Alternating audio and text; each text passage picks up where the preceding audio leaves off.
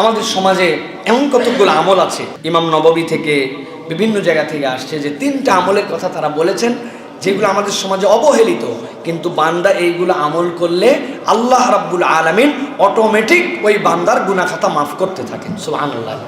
এর মধ্যে একটা হচ্ছে যে আল্লাহর স্মরণ। আল্লাহর স্মরণ বান্দার সমুদ্র সম ফেনা পরিমাণ গুনাহ আল্লাহ রাব্বুল আলামিনের স্মরণে আল্লাহ রাব্বুল আলামিন তাকে মাফ করে দেন। এটা সগীরা গুনাহ। বলা হচ্ছে বান্দা যদি বলে সুবহানাল্লাহি ওয়া বিহামদিহি, এইটা যদি তার মুখের বাক্য হয়ে যায় সুবহানাল্লাহি ওয়া বিহামদিহি, সুবহানাল্লাহি ওয়া বিহামদিহি, সহিহ বুখারীর হাদিসের মধ্যে আসছে এইটা যদি বান্দা তার জিকিরের মধ্যে নিয়ে ফেলতে পারে, বান্দার সগীরা গুনাহ যদি সমুদ্রের ফেনা পরিমাণও হয় আল্লাহ তাকে মাফ করে দেন। আল্লাহর এই কালামটা রবের কাছে এত বেশি পছন্দ। 2 নম্বরে একটা আমল হচ্ছে খাবার গ্রহণের সময়, আরেকটা হচ্ছে পোশাক গ্রহণের সময়। পৃথিবীতে মানুষ মুখ দিয়ে কথা বলে, খাবার খায়, আর মানুষ চলাফেরা করে, এর বাহিরে পোশাক পরে চলাফেরা করে, এর বাহিরের হালত দুনিয়ার মানুষের নাই। নবীজি বলছেন খাবার গ্রহণ এবং কাপড় পরিধানের সময় ওই বান্দা দোয়া করে। খাবার গ্রহণ আর কাপড় পরিধানের দোয়া কি? বান্দা যখনই কোনো কাপড় পরে সে শিখে নিছে আলহামদুলিল্লাহিল্লাযী কাসানি হাযা ওয়া রাযাকানিহি মিন গায়রি হাওলিন মিন্নি ওয়ালা কুওয়া। আল্লাহ, তুমি আমাকে যে পোশাক দিয়েছো, পড়াচ্ছ, আর এটাকে যে তুমি আমার জন্য রিজিক দিয়েছো, মিন গায়রি হাওলিন মিন্নি ওয়ালা কুওয়া, আমার কোনো যোগ্যতাই নেই এটা পাওয়ার, তুমি তোমার কুদরতে তুমি আমার জন্য এটা দান করছো। সুবহানাল্লাহ। আপনি যে কাপড়ের ম্যানেজমেন্টের দিকে তাকান, আহা, এই কাপড় চেক করতেছি আমরা হাত দিয়ে, ও এটা হচ্ছে কটন 35, 65, এটা সুতি, এটা অমুক তমুক, তাই না? কত সহজ জামা মালাম।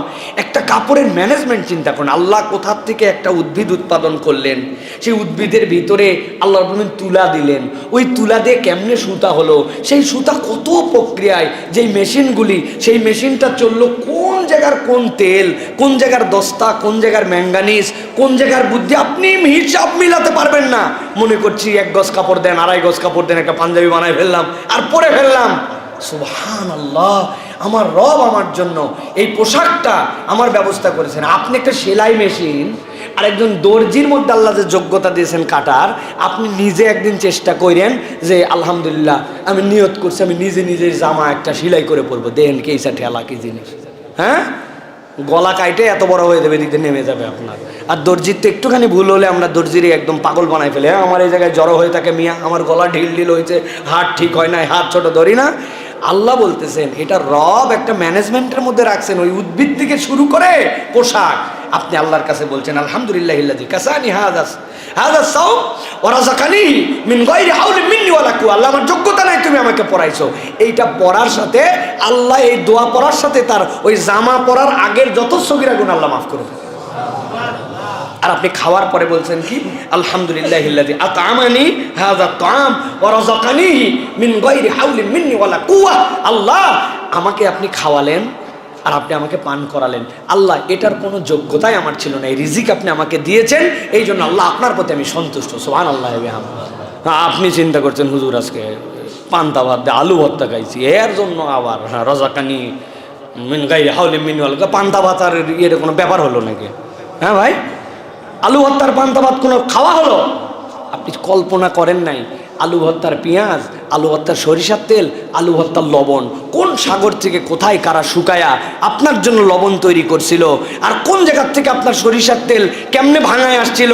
আপনি মনে করছেন মেশিনের মধ্যে ঢুকালো সরিষার তেল ভেঙে গেল, কিন্তু ওই সরিষার তেলের জন্য ডিজেল কোথার থেকে আসছিল, চাষ কিভাবে হয়েছিল, কোন গরু কোন বলদটা ওই জমি চাষ করছিল, কত হাত পার করে আসছে আপনি চিন্তা করতে পারবেন। আল্লাহ কোরআনে এই জন্য বলছেন ফালিয়ানজুরিল ইনসানু ইলা তাআমিহি, বান্দা তোর খাবারের দিকে তাকাই দেখ, তুই দেখছিস আলু ভর্তা, কিন্তু ওর দিকে তাকালে তুই তোর আল্লাহরে চিনে ফেলবি। সুবহানাল্লাহ। তুই তোর পান্তার দিকে তাকালে আল্লাহরে চিনে ফেলবি। ব্যাককল, তুই পান্তা কি দিয়ে ভিজাইছিলি? কেরোসিন দিয়ে? হ্যাঁ, তুই না পানি দিয়ে ভিজাইছিলি? ওই পানি কোত্থেকে আসছিল? পানি কোত্থেকে আসবে মানে পানি তো নিচ থেকে চলে আসে। আহা, আল্লাহ বলছেন পানির লেয়ার যদি রব নিচে নামায় দেন, কার সাধ্য আছে ওই লেয়ার উপর দিকে তোলে? আপনি জানেন না কত ট্রিলিয়ন টন আসমানে উঠে যায়, ফিল্টার হয়ে প্রত্যেক দিন আসে। আহা, সুবহানাল্লাহি বিহামদি। আপনার মাথায় একবার কাজ করে না? আপনার বাড়ির ট্যাঙ্কিগুলো সব তো নিচে, প্রস্রাব পায়খানার ট্যাঙ্কি ছাদের উপর না নিচে? কথা বললেন না যে ড্রেন, তা আপনি না এই পানি তো নিচে যাচ্ছে, আপনি তো ক্যাতক্যাতায় নিচ থেকে পানি তুলে সুন্দর মনে করতেছেন আমি ফিল্টার করে খাচ্ছি। আপনি কি ফিল্টার করে খাচ্ছেন? আপনি আপনার ট্যাঙ্কির প্রস্রাব পায়খানার পানিটা ফিল্টার করে খান, দেখি কত বড় আপনার হিম্মত। আপনি তো খাবেন না, কয় পার্সেন্ট লোক ওইটা পারে, কিন্তু রব একটা বিস্তর পানি আপনার আমার জন্য দিয়ে রাখছেন। আল্লাহ বলছেন ওইদিকে তাকালে বুঝবি তো রবকে তুই চিনে ফেলবি। আল্লাহ বলছেন বান্দা তাও তুই কৃতজ্ঞ হবি না? আপনি কৃতজ্ঞ হয়েছেন, আলহামদুলিল্লাহ আতামানি হাযা তাআম ওয়া রাযাকানিহি মিন গায়রি হাওলি মিন্নি ওয়ালা কুওয়া, আমার কোনো যোগ্যতাই ছিল না, তুমি দিছো। আল্লাহ বলছেন এই কথাই তোর অতীতের গুনাহ মাফ করে দিই। সুবহানাল্লাহ। আপনি খাইছেন রোস্ট, গরুর গোশত, খাসির রেজালা, কি ঠেলার খাওয়া, আমার সাধ্যে আমি খাইছি, আর আল্লাহ বলছেন এইটুকু প্রশংসা করছে, আমি মাফ করে দিলাম। আপনি আপনার রবকে চিনি নাই। আমরা এই তিনটা আমল নিজের জীবনে ঢুকাতে হবে। সুবহানাল্লাহি ওয়া বিহামদিহি, জামা কাপড় পরার দোয়া আর খাবারের দোয়া। পারবো ইনশাআল্লাহ? হুজুর এগুলো তো মুখস্থ নাই, হুজুরকে জ্বালান। এই যে আমার হয় সাহেব আছে, লেখে নেন ওর কাছ থেকে, লেখে নিয়ে পকেটের মধ্যে রাখেন, আগামী সপ্তাহের মধ্যে মুখস্থ করবেন। ফ্রিজের সামনে লেখেন, ডাইনিংয়ের সামনে লেখেন, গুগল করেন। গুগল করলে গুগলে দুনিয়ায় পাওয়া যায়, সব পাওয়া যায়। আপনি খালি হুজুরের কাছে দৌড়াচ্ছেন, হুজুরের কাছে ফিকহি মাসালা নেওয়ার জন্য যাবেন। যেটা পাবেন আপনি দোয়া দরুদ, এগুলো তো আপনি বিভিন্ন জায়গায় পান। আপনি কত কিছু সার্চ করে দেখেন, কিন্তু আপনি এটা দেখেন না। কেন দেখেন না? আল্লাহ আমাদেরকে বোঝার তৌফিক দান করুন, আল্লাহুম্মা আমিন।